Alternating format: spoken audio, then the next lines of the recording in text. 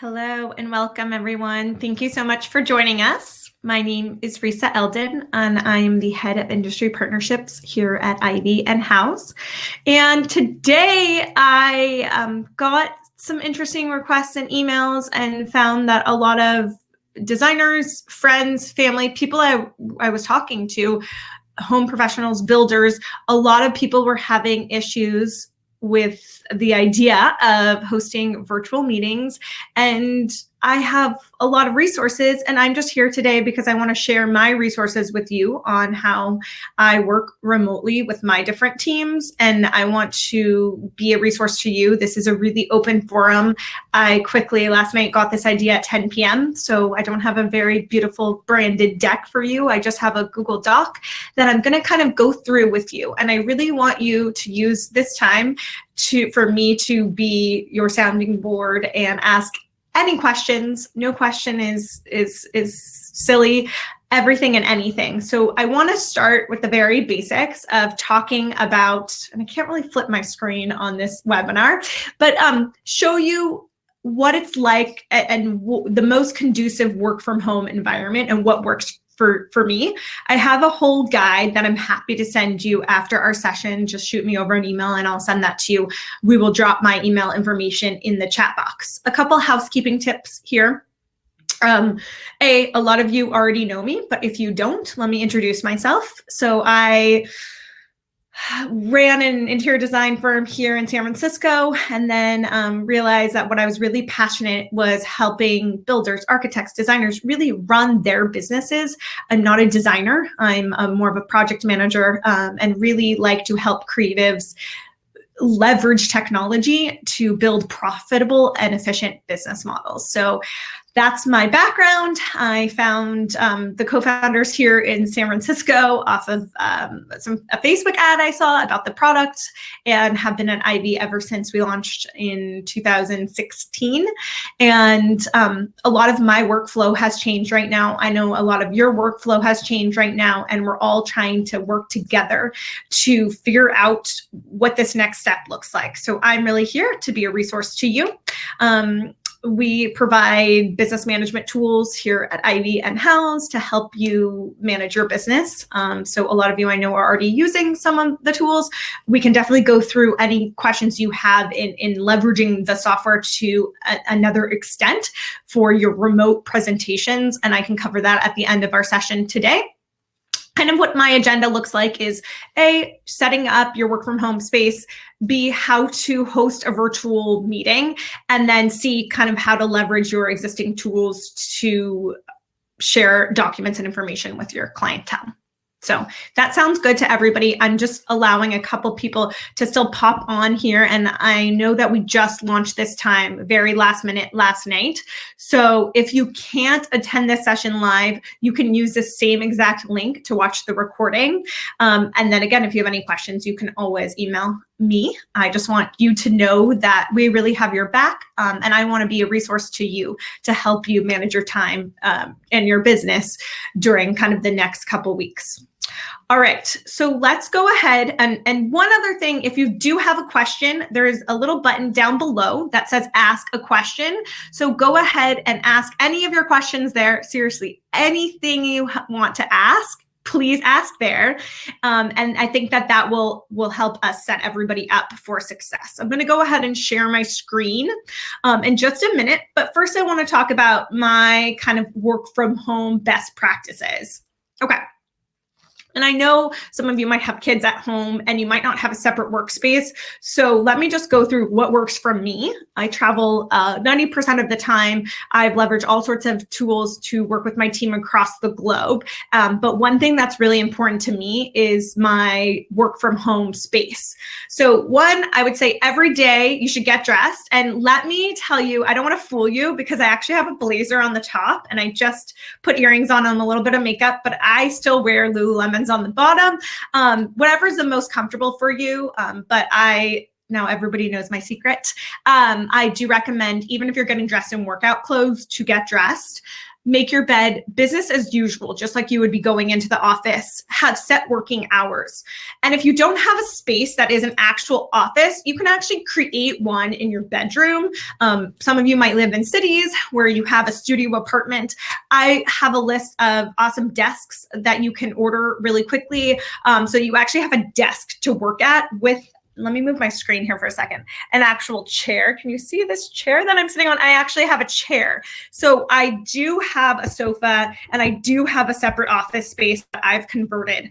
And this works really well. It's an office / guest room, but the best tip I could recommend is getting a computer stand with an external keyboard, a mouse. I have my mouse pad, and I can send you links for the laptop stand that I use with the keyboard. If you have a desktop computer, that's great too. I know if you are a designer, you need the bigger screen.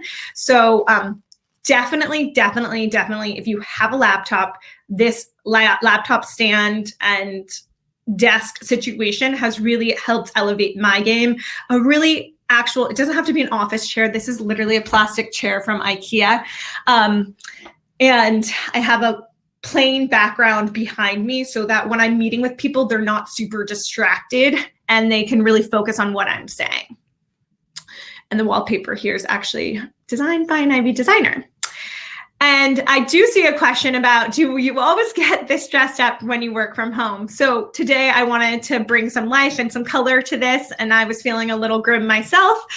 So I actually put on the fun blazer for you guys, but I don't always put on a blazer, but it does make you feel more professional, just like you're going into your office. It's just a little bit easier. You might not have to commute. You might not have to get in the car. But those are a couple of my beginning tips that I think will really work for you. If you can't get the desk, that's fine too. It's just that you really don't want to be on a sofa. You really want to be even at your kitchen table or your dining room table. I forego having a dining room to have this office because it's very important to me. And then as you're going through your day, I really recommend taking an actual lunch break. Even if you aren't hungry, take a walk around the block. When you are creating your office space, if you can, I really recommend, if you have the luxury, to not have the space be in your bedroom and your bedroom just be for sleeping and your workspace be either in your kitchen or somewhere away from your kids if you have them. And also get up every so often. Don't feel chained to your computer. It's really important. As you can see, the sun is starting to come in right here. I have my desk set up close to a window, not facing the window because it's really bad for your eyesight to be looking at the laptop screen. I also have these glasses that help with staring at a computer screen. I ordered them on Amazon. They're great. They help with your eyes not getting all blurry. They're not glasses, but this is the brand. They just help with people who get migraines like me. So don't be staring at your computer screen all day long. Definitely take that break. You can get up and stretch. Another great question, don't eat your lunch in front of your computer. And I know sometimes you're back-to-back meetings. Take 10 minutes, go to your kitchen, make a snack, go sit outside on your stairs. I don't know, I don't have a backyard, but I have a little stoop. Don't eat at your desk. You really need that separation of space. It's fine to drink your water, bring your coffee, but really be mindful to be in a separate space.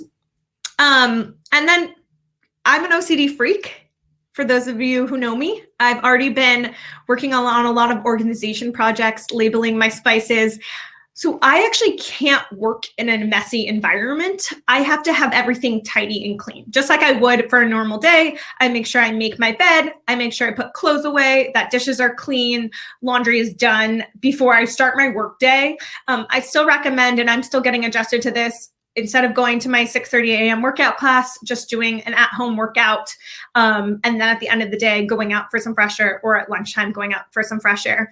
I also want to recommend something that I'm really trying to structure is try to limit personal calls during your work hours. It can be super distracting. And I'm facing that as a big distraction living in San Francisco.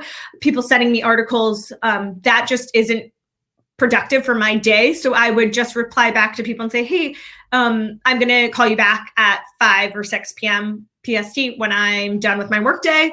And I think that will help you stay a little bit more focused.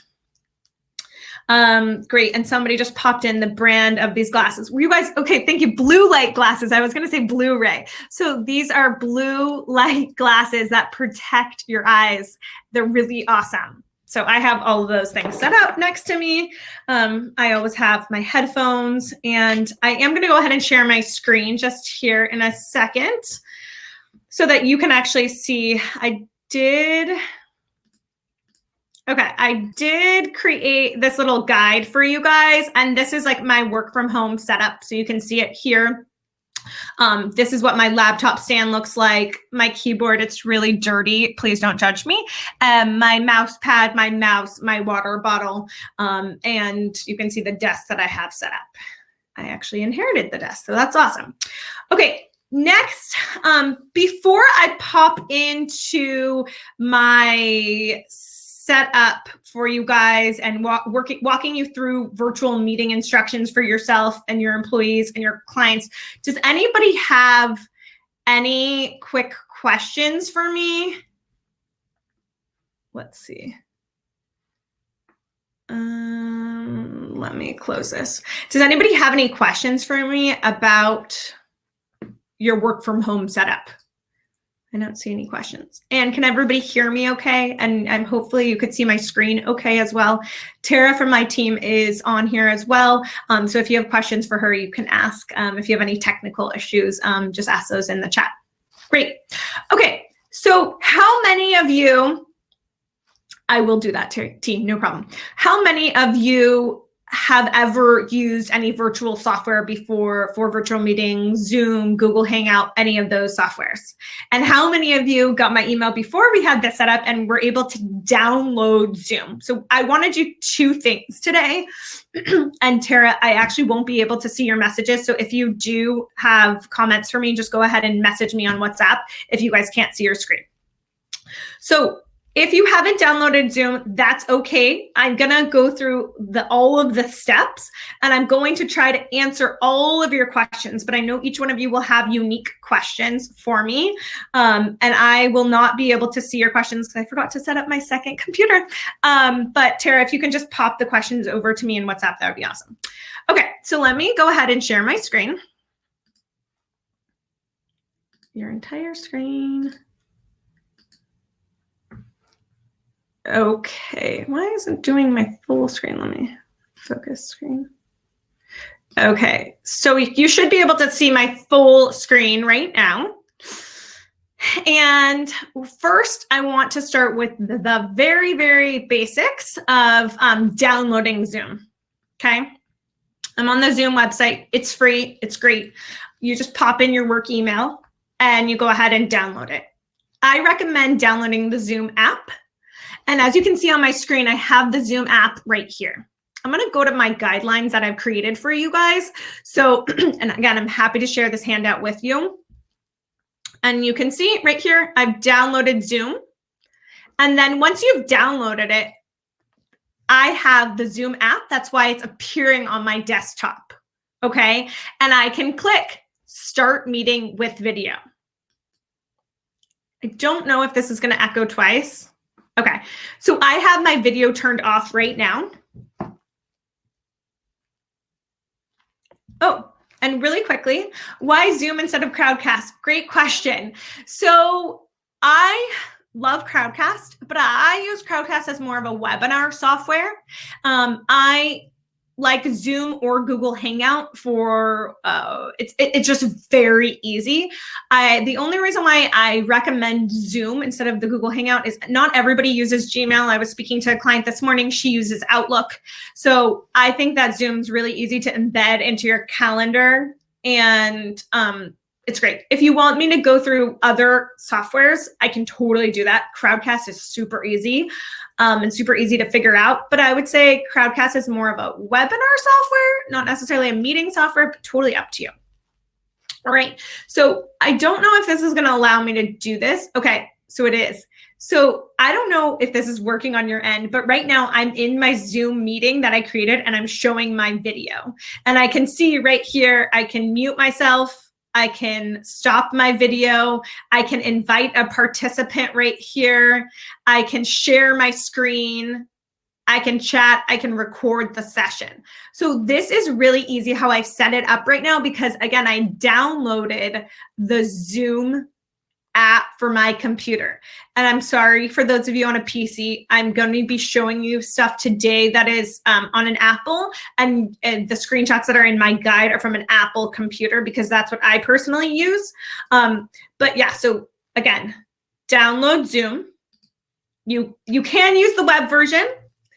You can use the version that I just showed you. You can see I even have it in my dock right here. So it's really easy for me to access the Xoom. You click host a meeting. This is very critical. Once you click into the Xoom link to host a meeting, there will be a pop-up that looks like this. This is important for anybody that you're sharing this meeting with as well. And this is important if you're using the web browser version of Xoom. A pop-up will come and it will say open zoom.us. You click in open Xoom. If you miss that spot, somebody will be saying on the other line, hey, Risa, I'm in the meeting, but you won't see them there. And this is an easy troubleshooting thing to do. Okay, then you're gonna click share screen. Something I wanna tell you, and I'm sharing my screen already right now, but I really want you to be mindful to follow the steps below. This is steps for you on your Mac, and I will go through the steps. So you want to make sure that your screen is clean, okay? And then your notifications are turned off. In general, I actually recommend turning all notifications off because I think they're really distracting, but you have two options here. So you go into your Apple, you go into System Preferences, and you click into Notifications. And you can see, you can either click Do Not Disturb, and I know that I have this time, this meeting was from 11:30 a.m. to 12:30 p.m. So every time you have a meeting, you can click that Do Not Disturb. Or what you can do is you can go into each one of your apps and you can turn it off to none. And see how I've turned it to none and I've unclicked all of these items right here, none. And then I can unclick each one of these options right here. I click none and I unclick all of these options. A little bit more time to do that, but I just personally don't like any of the notifications. I find them to be really distracting to my workflow. Okay. Great. So that is step one. Do you see how my browser is taking up my whole screen? See how it's not half my screen? It's actually taking up my whole screen. Again, I still have the Xoom open. I'm going to close it for now. Okay, what's great here is that I really want to show you. See how that looks kind of messy if I was presenting to, it didn't have my full screen. So the easiest way is to click the green button. I just manually did it. Make sure your screen is taking up your whole screen. And there are options too when you're sharing your screen that you don't have to share your entire desktop. You can choose to just share the web browser that you're in. Okay, so this was a screenshot of the notifications. Again, if you do have a PC computer, I'm sorry, I don't have a PC, but you'll just want to make sure you have all of your notifications turned off, all of the beeping sounds turned off, your G-chat, if you use that, turned off, everything closed. The easiest way you can also go in is you can go into force quit right here, and you can just make sure you have all of those things turned off. If you use iMessages, please make sure that you have iMessages closed. You don't want that popping up in the middle of your presentation. That looks really, really, really not professional. Okay, and again, right here under System Preferences, you can go under Notifications, just showing right here, Do Not Disturb, or you can go in manually and turn off each one of these things. Does that make sense? We good there? Okay. Remember, this is your client's first time doing this virtual meeting, and you want to go through this process really slowly. I don't want to be moving my mouse around and moving here and moving there. To you guys, that's very overwhelming. And sometimes, depending on the Wi-Fi speed, you can it can be a little bit delayed. There can be an echo. That's why I always recommend having headphones by you. If you have screaming kids or something like that, you want to make sure the door is closed, that you're in a really quiet space, because again, this is a new experience for your client and you want to give them the best possible experience. This can work even if you're a vendor and a vendor is trying to have a meeting with a designer. You can meet with your vendors this way too. They could be showing you product. This is something that you can leverage not only with your clients, but your subcontractor, your builder. If the builder is still working on site and they have a question for you, 100%. Somebody just asked about the Xoom app on your phone. You can totally download the Xoom app on your phone right here. I recommend, and I will go into client expectations. I built that out in my guideline book right here, but really easy to join a meeting on the phone. I don't recommend this for your client when you're doing a client presentation, but if you are just trying to get a bunch of people on a call, you can totally do it from your phone if you're out and about or something like that. Let me just explain a couple things to you because I practiced my presentation this morning with one of our clients. What you see in this screenshot right here is the ability, once you are sharing your screen, I want to make sure that you know how to stop sharing your screen. So I'm going to start a meeting right here. Okay. And I'm going to share my video and then I'm going to share my screen. See how you have these options here, desktop, Chrome. You can choose what you want to share. I don't know if this is, and you see how there's this green border around your screen. Okay. This green border means that you're sharing your screen. So don't tab into anything personal when the green border is there. And then you can see right here, see where that thing pops up? And it looks exactly like the screenshot of my guideline. This is where you can stop your video. You can stop sharing your screen. You can pause the share. If you messed up and you can't find your document, you need to filter through your email. Do not share your screen when your email is open, please. Okay, then I would pause the share or I would just stop the share. And I would go into the document that I need, pull it up, just tell your client, bear with me one moment, please. And then you will be able to find the document and then go back to sharing your screen. Okay, I'm gonna go back over here. Different people in different locations can join Xoom. If you are in a free account, I don't know the max amount of people. And PSA, I obviously don't work for Xoom. I'm just teaching you something that has really helped me and I think will really help you guys continue on and with your business. Just make sure everybody has the same link. So how do you share the meeting link? So let me go ahead and end this meeting. Okay, there's a couple different ways to do this. Before I move forward, I just want to double check. Tara, are there any other questions that we have from the audience right now? Okay, don't see any other questions coming up. Just kidding. Okay, no questions. So I'm assuming everybody's following along.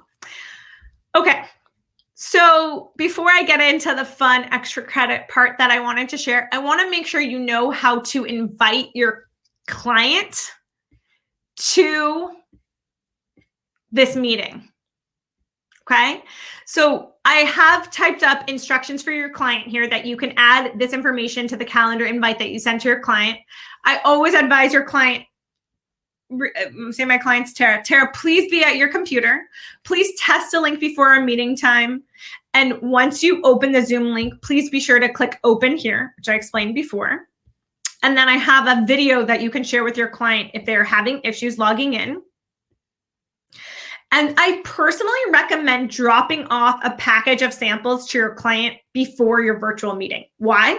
Because let's pretend that I was meeting with you and you're my client. And I say, hey, Tara, this is this fabric for your chair. Well, the bad news is I'm sitting here and I'm touching and feeling this beautiful fabric, but the client can't touch and feel and see the texture. So what I would recommend is creating a cute little bag, maybe a brown bag or something that's closed, or maybe you have a branded swag bag, and putting all the samples in there, dropping them off to your client, and just telling your client not to look through the samples until you have your virtual meeting. I also recommend putting together your entire presentation, your drawing, your Ivy tear sheets, your room boards, all into one PDF presentation, so you don't have to have the client go back and forth. Again, if I was tabbing from here and saying, okay, here's my tear sheets, and then I was going into my Ivy proposal here, it gets a little bit confusing for the client. You can also, when you drop off your bag of samples, you can actually download your tear sheets, download the package, print it out for your client so they can actually have a hard copy that they can thumb through while you're doing your virtual presentation. Does that make sense? We good there? Okay. I'm so glad I had this fun sample next to my computer to show you that. So now let's talk about how to create the calendar reminder. The best practice is to download the Xoom extension. If you can see right here, you can see if you have Microsoft 365, if you have Outlook, if you have Gmail, all three have a Gmail add-on extension.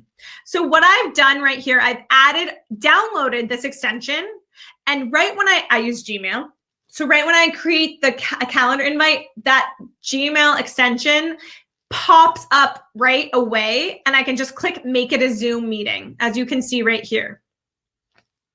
Okay. Okay. And then if you don't have that extension downloaded, you can manually create a calendar invite that looks like this, and then you can add that Zoom link to the calendar invite. Okay. Again, the Zoom extension will save you a lot of time, and it's very, very easy to do. You just have to download this integration to your computer. And again, download this Zoom app, and you'll see at the top right-hand corner of my screen where it says, you know, your Wi-Fi, your battery, your Bluetooth, you'll have that little button. And that's where it's really easy for you to schedule a meeting, see right here, or to create a meeting last minute. And you can have it, you can pick if you want it to go to your iCal, your Google Calendar, your Outlook, or other calendars. Okay. And that will generate automatically the meeting ID. If for some reason people are having a hard time, it does create a Zoom call-in number that you can join. But if you need your client to see your screen, you're not going to want to call in from the phone. You're going to want to join from the computer. And somebody can always type in the personal meeting ID as well. Again, if anybody wants to test this out with me and pretend like I'm your client, you can schedule time with me and we can test it before you have your actual meeting. Okay, something fun and extra credit that I want to go through with you is probably not what you're going to want to do for work. Well, you could do one thing, but there is a way to make yourself look more beautiful on Zoom. There is a filter. So once you download the app, you can go into virtual background. I have a really funny one on here that I should probably delete. But you can go into your virtual background and you can add advanced features. You can go ahead right here. You see my screenshot. See where it says touch up my appearance right here.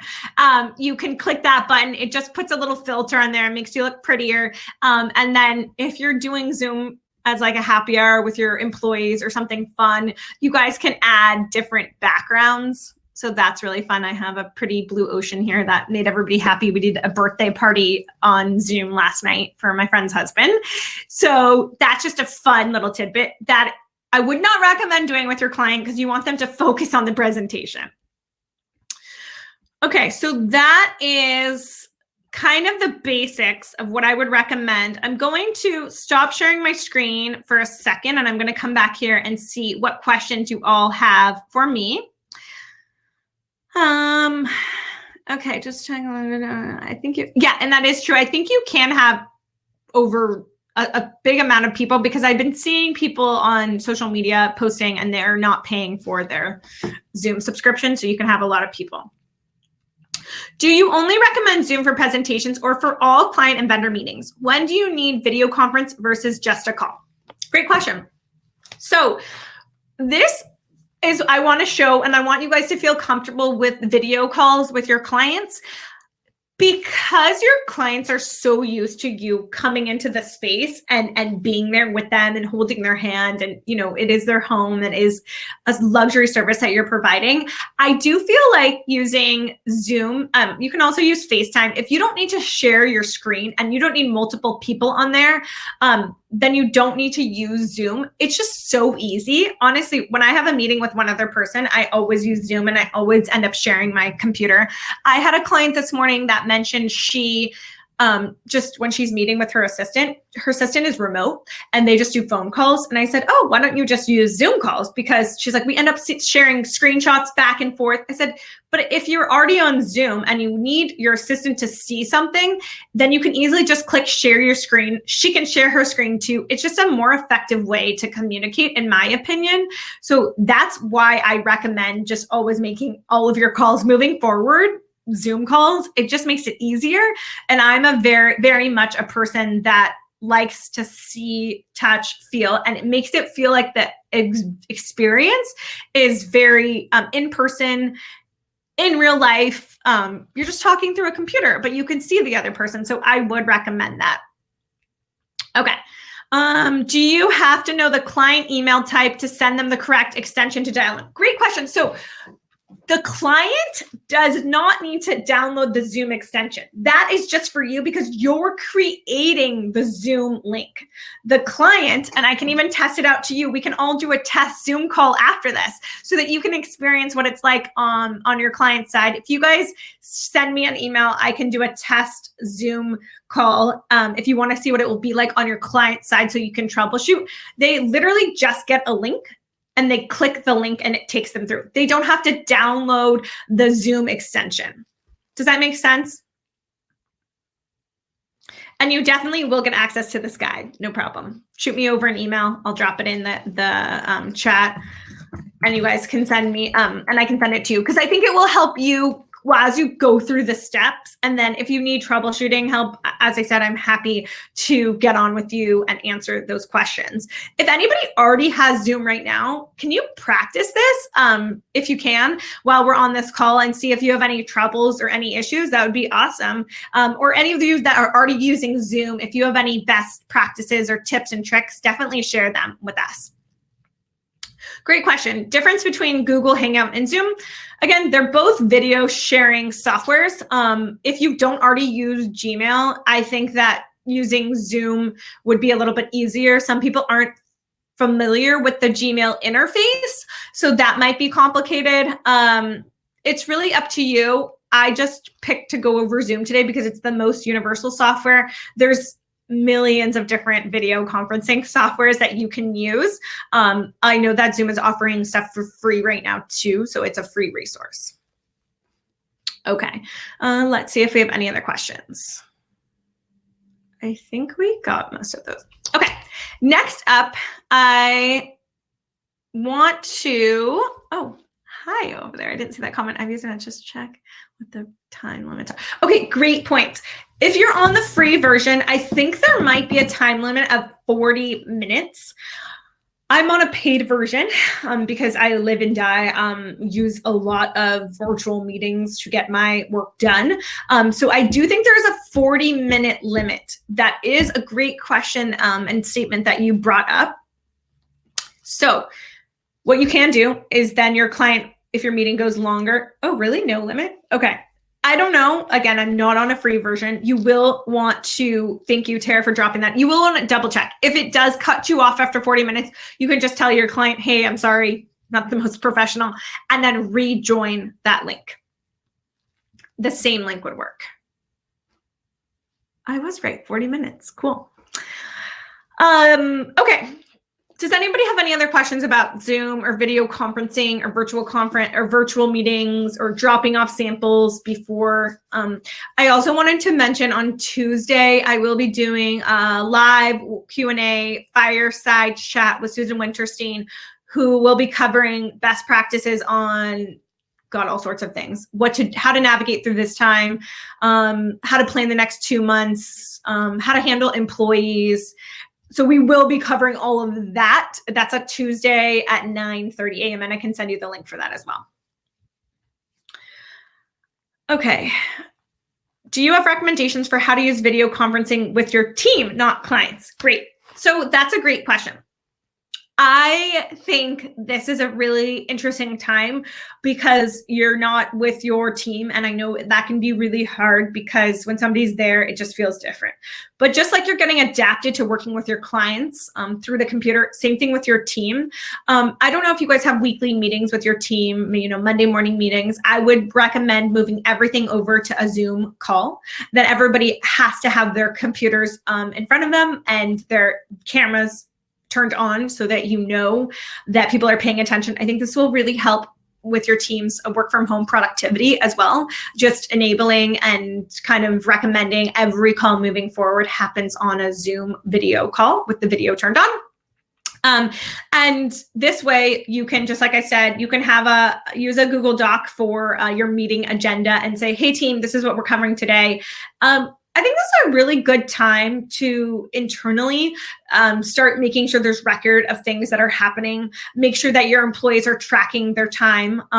That's really critical. Make sure if it's not billable to your client, you can obviously do that with an IV, that you have a tab under your IV account that says, internal meetings or, biz ops or biz management or whatever you want to call it, and that your employees are actually logging the time in there. So you know the ratio of how much time they're spending that's billable to clients and not billable to clients. Super critical to have that. And how can you use your IV account in team status updates, meetings to review overviews, progress, etc.? Great. I'm actually going to dive right in to do another screen share with you guys on showing you kind of 4 things that I think are really critical right now and how you can work with your clients virtually with your IV account, and just kind of tips and tricks, and dive a little bit deeper. And leverage tear sheets, like I said, when you're dropping off samples to your clients. And again, up to you if you want to drop off the samples. I do recommend printing out a really beautiful presentation for them, including your tear sheets and your drawings and everything in one place, and even the proposal, so that they can see a hard copy of it if you want to. They can also see it virtually, which I'm going to go through right now. Thank you. You just dropped a really awesome article on the limits and what you can do with Xoom during this time and how you can use it. So again, I'm not an expert in Xoom. I'm just trying to help you with what I do and what I use and what's helpful for me. So let me go ahead and share my screen with you. Entire screen. Okay. So now I'm in my IV account and I'm in a project that I've already created. And this is a proposal that I have for a client. I can go ahead and have her approve per line item online. I can have her click through each of these alt images. I've labeled this chair option 1, chair option 2. It's best when you send that over virtually so you don't freak them out on costs, to have one of these options pre-declined right here. But what you can do right here, super simple, is you can click view tear sheets. You can also download this as a PDF so that you can print it out, drop off it off with your samples. And then I have these beautifully branded tear sheets that I can show to my clients. You can add any notes on here that you want. And then they have an actual hard copy for you while you're going through the presentation. And let's say this was the fabric for chair option 2. On the back of the sample, I could literally write chair option 2 kitchen, right? Because I think it's really important that you label all of your samples so that they know which samples go with what. And you can print these out, as I mentioned. Super, super great, and a great resource for your client to have. Of course, most of you already know this, but online payment, you don't have to do it, but if it makes it easier for you, you can send this out to your clients. If your clients don't typically like to pay online, you can offer to eat the 1.2% for bank transfer fee or the 3% for credit card processing. Totally up to you on this. Instead of charging the client the transaction fee, you can eat that. The money should go into your bank account in 48 hours. Again, that is a really easy way to communicate with your client. They can approve or decline the options. And then you can always preview this when you send it out to your clients, as you all should know. But one thing that I think would be super helpful is if you sent your client your dashboard. So dashboard, there's nothing in this project because I guess I've never used it, will show your client all of the outstanding invoices and all of the closed invoices. Some people might not want to use that right now. They might not want their client to see all the money that they've spent, but this is just super easy for your client to be able to make payments to and have one place. This link can be bookmarked on your clients and they don't have to log in or anything like that. This is just what it looks like. So that's pretty quick and easy. What else did I want to show you? Timelines. Great point. So as expected, there might be some delays with the project. You can always download the project tracker into an FF&E schedule, and you can update the timeline right here. I can download the FF&E schedule. I can update the timeline of when things are going to be. If you want to, you can download it as an Excel. Obviously, your clients are going to be a little bit frustrated during this time. I know they want stuff done, but I'm sure they understand. This is a great way to show them, you know, hey, like this might be a couple of minutes late or a couple of weeks late, but we're still on track for this date, and just kind of keeping your clients in the loop, sending out weekly status updates of what's happening. I think cluing them into communication rather than not cluing them in is better. Tara did ask a question about scheduling and communicating with your team. You can do to-do lists. You can use to-do list items right here so that everybody knows what's happening on your team. You can schedule items of what's happening with a project, you know, as things, if they do get pushed out. If you do need to, for any reason, let's say you sent out a $15,000 invoice to your client and they were like, hey, I only can pay $2,000 right now. I really recommend requesting a new retainer. A client reached out to me on Wednesday of last week, and she said, hey, like we have this $15,000 invoice. We thought the client was going to pay 50% and then pay the balance of the 50%, but she changed her mind and now she's paying only $2,000 and she's already made a payment. How do I send this out for payment? And I still want her to pay online. Really easy. I can just create, you know, client payment on invoice, a retainer request, and I can say that the retainer amount is $2,000. So now I've created this retainer amount. Yeah, we know that these are you know, uncharted territory. Things are, you have to run your business a little bit differently, but you can still review and send this to your client. You can get the online payment for them. And then I can go into my project and I can apply that $2,000 payment to this invoice. So let's say right here, she already made one payment. Now she wants to make the second payment. I can click add a new payment and I can record the received payment. I can apply the retainer. Oops, apparently I didn't create it yet, but I can apply the retainer right here. See, what I didn't do, I'm so bad at this, is I didn't apply that I had received this payment. So let's say that the client paid by bank transfer. I can put in the reference number. You can even send a receipt. I can create the payment. So now on the next screen, now that I've received that payment, Ivy will register that payment for me. So I can go to my proposals, and I can click into this and I can add the new payment.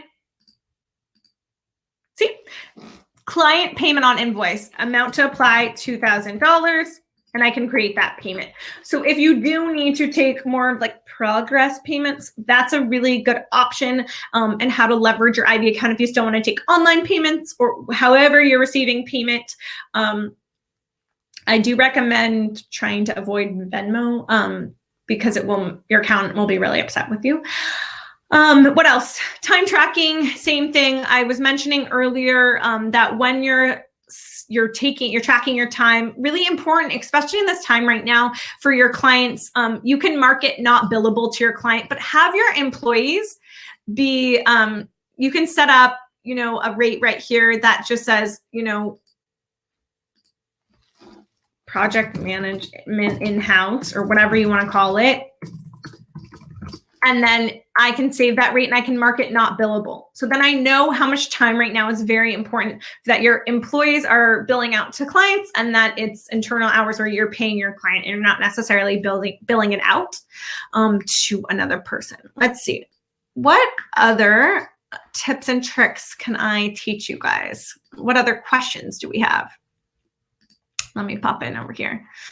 Let me look at my list. And I think I covered, oh, I forgot a big one. So a big one that I forgot to mention is room boards. How many of you are using room boards? This is an awesome way to virtually work with your client. You can send them options of a couple different options for the room. Some of you also might not just be doing virtual meetings, but you might be changing up your business model to incorporate virtual design consults where, you know, this time is really important because people are in their homes. So it might be really cool to offer, you know, a 1 hour or 2 hour consult of, hey, let's do a screen sharing visit. You could do that via FaceTime if that's easier because you want to be moving around to the different rooms and just helping people move around their existing furniture items. You can that's a really cool, it's really cool to be able to offer new service items for new potential clients and leverage different ways to market these new service operations. Maybe you update your website and add into your website, hey, like I'm offering this new service. It's at a discounted rate. We know our team really wants to help you. And maybe that's something that you pass along to maybe some of your junior designers to keep them busy. Yes, I can show you a great room board. Let me see if I have one in my account. If not, I can send you one. Let's see. Before I show you and share my screen, let me see if I have it, which project I have one in. And I will also go ahead and send you over. I need to be in Siobhan's account. I can send you over a video about room boards as well. But I definitely think this is a great way for these virtual consults to be using this service. So let's see.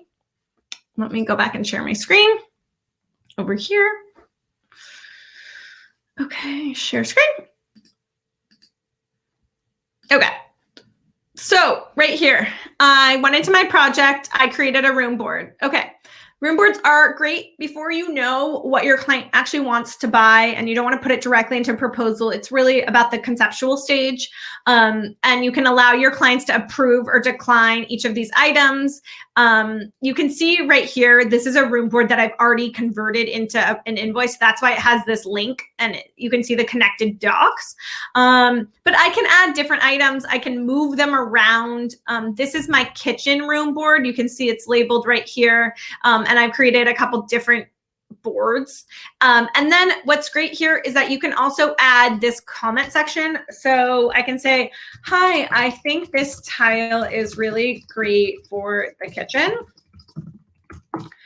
Please, you can say, this is my first pick, but I gave you 2 options. What do you think? Okay, and I can post that. And then my client, when they receive this room board, you probably want to put the 2 different tiles together. And then if this wasn't already paid for, you can change this to tile option 1, tile option 2. Okay, you can always add more items. You can add labor, or you can add right here. Let's say I can say, you know, this is my bathroom redesign. Oops. And then you can say, this is the countertop install, and then I can add more products here. This is the rug. Don't think you really want a rug in your kitchen, but you get the point. And then right here, this is where your client will be able to approve or decline these options. If I wanted to hide this from the client, I could, or I could just delete it. See how if it's hidden from the client, it has the eyeball with the line across. That means that it's not showing to the client. I can delete an option if I don't want it in there anymore. Okay, I want to delete this. Okay, great. And then if I click this 3 dots, I can then convert it to a document. I can view the tear sheet. I can even publish it to the client dashboard. So before, when I showed you the dashboard, my dashboard was empty, but I can publish it to the dashboard so that they can see and they can approve through the dashboard. And then I can also view the tear sheet here, and you can pick which items you want on the tear sheet. So say I just want these items I can create that tear sheet. And then again, you can choose if you want the client to see the pricing or not. This may be super conceptual, so you don't have the pricing yet, or your vendor hasn't got back to you, but you just want to get options from your clients. So then you can send out the tear sheets this way as well. Does that make sense? And then you can also just send to the client right here. You always get a preview of what that room board will look like. I do always recommend adding a BCC and sending it to yourself so you have a copy of what that looks like. And then you can always preview it on what it will look like. This is what it looks like on your client's end. And see how those have been approved. Then your client right here, they could write back and be like, bathroom redesign, I thought I already paid for that. And they can write a comment to you here. So it's a great way and a great resource to leverage right now while you are going virtual, and especially for these virtual consults. One, a virtual consult might be you rearranging existing stuff in the client's home because that's something that they can do right now. Or two, if it's something that's going to happen and you need to order stuff, it's just a good way to get that first meeting to happen with your client. Okay. What other questions do we have? And I know we're running low on time. I don't want to take too much of your time. What other questions do you have about Xoom, about virtual consults, about work from home space, anything that I can help you with? Really, seriously, I'm here to support you. We are here to support you through this process. I know it's a little bit interesting and uncomfortable, but I know a lot of you that have popped onto this session today are already using technology, are already leveraging technology. I did want to mention some great resources for you during this time. If you do want to be focusing on your brand and you do have some downtime, I do think it's really great. I know a lot of you had said in the beginning, Risa, when you first started doing webinars, I had time, but I've gotten so busy. So there's some great webinars on our website. One, this would be awesome. I did this with Gala a couple months ago. Pro tips for developing holistic spaces for clients. Hey, take her tips and implement them in your own spaces. That's a great, great webinar of things that your clients can do right now in their own homes. Great webinars in here in terms of business practices, creating green living spaces, crafting perfect email marketing strategies, different things that you can really focus on for you. And if you've been really, really angling to write a pitch, watch this webinar. This is great downtime for you to really be able to rethink your business in terms of how you're marketing, who your target market is, and just rethink and reshift your goals and leverage this time to kind of rethink about the offerings that you're offering to your potential clients. Great. I don't see any other questions. Again, how about some virtual Zoom? Oh my gosh. You're like one step ahead of me. So I'm going to be posting some virtual happy hours for our members. And I'm really excited about it. Today is Thursday. It might be too last minute to do it today, but I was thinking of launching one today. And it's a great practice for everybody to use Xoom. So I was going to create a Zoom link and have everybody join in the Zoom link. And one big difference somebody asked about Zoom versus Crowdcast is this is like a webinar where I am the host. And if I wanted to invite somebody else onto my screen, I can. But Zoom, it's just one click, one touch, somebody can join. So we're going to do it today. I'm going to look at the calendar. I'll post in the group today. Get your glass of wine ready. Maybe 4 o'clock PST. So then people on EST can join too. And people in Australia can join too. I would love that. I will try to find a glass of wine and, drink more wine, make more time for design. Send over a virtual cocktail hour for our community. Feel free to share it with your designer, your builder, your architect, any of your professional friends, and we can chat too. One thing I want to tell you that I didn't mention is etiquette for Zoom calls. Okay, I don't know if some of you have kids that are using Zoom, but when you open Zoom, always make sure that if somebody is talking, or it's loud in the background, you have your Zoom on mute. If you're just meeting with one other person and your client, that's fine. Their mute button, unless they have a really loud, annoying barking dog, doesn't need to be on mute. if you are in a Zoom of over 3 people, please make sure, and let me show you how to do this so you know how to do this. I was on a Zoom meeting with a bunch of industry professionals, and it was very obnoxious earlier this week because people didn't know how to use the mute button. So let me show you. Let me just share my screen one last time. Zoom at Etiquette, and I'll add this to my guidelines. So I'm on my Zoom. There's a mute button right here. I just click mute. If that red slash says mute, that means I am muted. If it's unmuted and the green thing is going back and forth, that means that I am talking and people can hear me. So best etiquette, if you're on a group Zoom or you're on a webinar, you guys can't talk right now, you can just type. That's the benefit of me doing this webinar like this. But if you're on a Zoom, it's a live call, please make sure to use your mute button. Cannot stress that enough. Really important. And yeah, okay. Guys, I'm really glad we had this session. Happy to do something like this weekly. Happy to do Zoom cocktail hours. You just let us know what we can provide you with to help you run your business through these challenging times.